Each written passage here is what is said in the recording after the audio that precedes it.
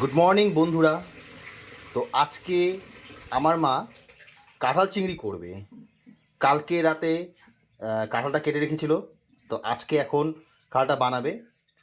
তো আপনারা ভিডিওর মাধ্যমে দেখেন মা কীভাবে বানাচ্ছে।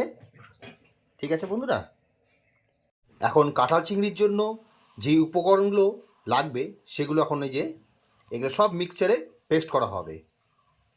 প্রথমে পেঁয়াজ কুচি দিচ্ছে মা, তারপর রসুন, আদা, কাঁচা লঙ্কা, একটু জিরার গুঁড়ো, এখন মিক্সচারে পেস্ট করে নেব ভালো মতো। মশলা রেডি। এখন চিংড়ি মাছগুলো ভালো মতো ভেজে নিচ্ছে,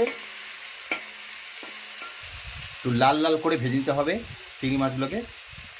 এখন মা চিংড়ি মাছের ভাজার তেলের উপরেই এখন দিয়ে দিল। গরম হয়ে গেছে, মা এখন একটু জিরা ফোড়ন দিচ্ছে, এরপর তেজপাতা দিয়ে দিচ্ছে, কাঁঠালগুলো ছেড়ে দিচ্ছে, ভালো মতো করে ভাজতে হবে, সুন্দর করে ভেজে নিতে হবে ভালো মতো। এখন নেড়ে চেড়ে হালকা ঢেকে দিবে মা। এখন ঢাকাটা খুলে দিতে হবে। এর উপর থেকে মা এখন পরিমাণ মতো লবণ দিয়ে দিচ্ছে,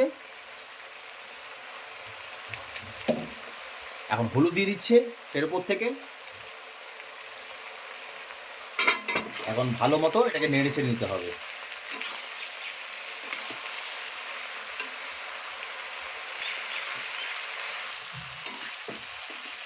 এক কড়াইতে কাঁঠাল বসেছে মা, আর পাশের গ্যাসে কাঁঠালে দেওয়ার জন্য আলু, সে আলুটা ভাজা হচ্ছে।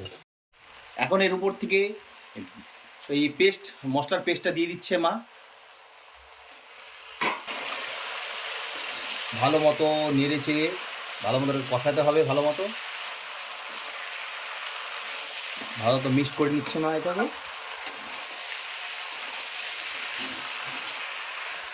আর আলুগুলো ভাজা হয়ে গেছে, এখন নামিয়ে দিবে মা। এখন নেড়ে চেড়ে এটাকে মা ঢেকে দিবে। এখন তুলছে,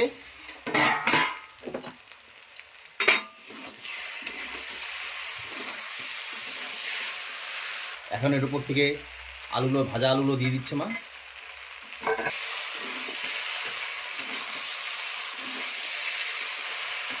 ভাজা চিংড়িগুলোও দিয়ে দিচ্ছে।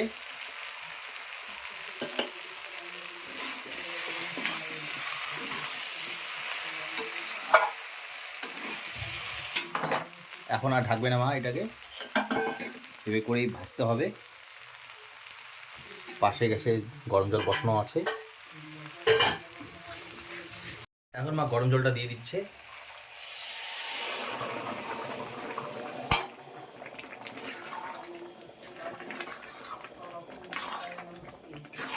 এখন ঢেকে দিচ্ছে।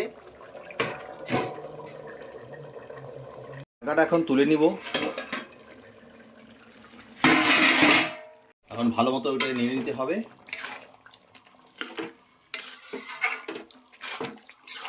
এখন গরম মশলাটা দিয়ে দিচ্ছে, এখন ভালো মতো নেড়ে টেড়ে নামিয়ে দিবে।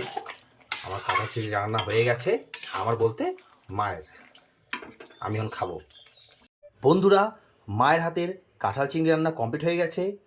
তো আপনারা ভিডিওর মাধ্যমে দেখলেন কীভাবে রান্না করা হলো। তো ভিডিওটা যদি ভালো লেগে থাকে তাহলে অবশ্যই লাইক, কমেন্ট, সাবস্ক্রাইব করে আমাকে সহায়তা করবেন এবং আমার পাশে থাকবেন। ধন্যবাদ বন্ধুরা, আপনারা ভালো থাকুন, সুস্থ থাকুন। ধন্যবাদ।